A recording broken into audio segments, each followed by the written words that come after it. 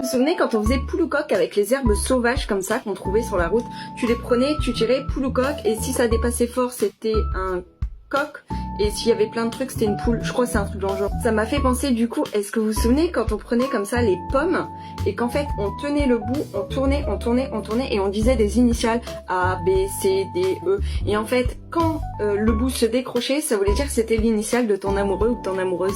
Un autre truc, on prenait les boutons d'or comme ça, on les mettait en dessous, et on disait aux gens s'ils aimaient beurre ou pas le beurre, parce que ça faisait du jaune ou ça faisait pas du jaune. En vrai, ça faisait toujours du jaune. Ça rappelle d'ailleurs quand on prenait des trucs comme ça, vous savez, quand vous les ouvriez, ça collait, et tu pouvais genre les coller sur le bout de ton nez ou au bout des oreilles, et même quand tu lâchais de très haut, ça faisait comme une hélice. Un peu comme quand tu prenais une pâquerette et que tu disais je t'aime, un peu, beaucoup, passionnément à la folie. Pas du tout. D'ailleurs les pâquerettes, je sais pas si vous faisiez comme moi, mais moi je les prenais, je coupais le bout et je passais une tige dedans et je faisais genre des petits colliers comme ça, enfin ça faisait même pas des colliers mais des petits bijoux en pâquerette collés.